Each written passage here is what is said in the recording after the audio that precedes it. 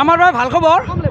আমাৰ বিশ্ব হিন্দু পৰিষদ বজৰং দলৰ 4জন কৰ্মীয়ে যোৱা 25 তাৰিখে যে ভাৰতত যি চলি আছে ধৰ্মান্তৰকৰণ, তাৰ বিৰুদ্ধে আমাৰ বিশ্ব হিন্দু পৰিষদ বজৰং দল সদায় কাম কৰি আছে আৰু ভৱিষ্যতে কাম কৰি যাব। আমাৰ 4জন বজৰংগৰ সৈনিকক জেলত ভৰাই ৰাখিছিল।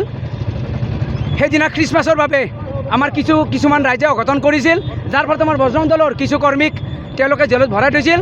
আৰু আজি মহামান্য নলবাৰী আদালতে আটাইখিনিক জামিন মঞ্জুৰ কৰিছে আৰু আটাইখিনিক আমি জেলৰ পৰা বীৰৰ দৰে যেনেকৈ বীৰৰ দৰে কৈছিল বীৰৰ দৰে আকৌ আমি লৈ আহিছোঁ। আমি ধন্যবাদ জনাইছোঁ আমাৰ আটাইখিনি বজৰংগী, কিয়নো আমাৰ কামেই হ'ল ত্যাগ। বজৰং দলৰ কৰ্মীৰ হ'ল ত্যাগ।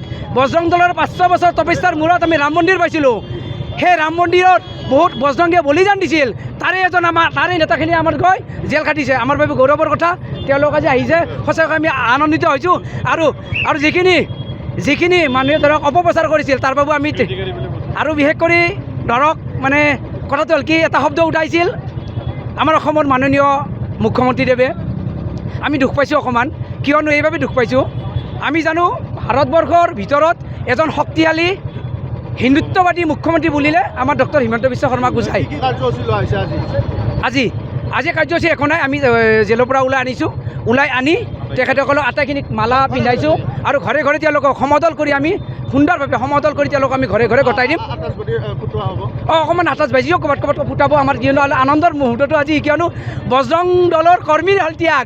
আমি সদায় ত্যাগ কৰিম।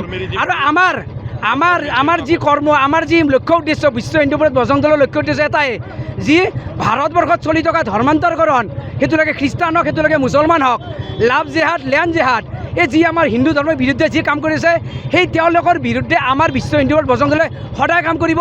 লাগিলে পৰৱৰ্তী সময়ত আমি আজি 4জন নহয় 100জনো লাগিলে জেলত যাব, কিয়নো আমাৰ ত্যাগৰ কাৰণে আজি ৰাম মন্দিৰ হৈছে।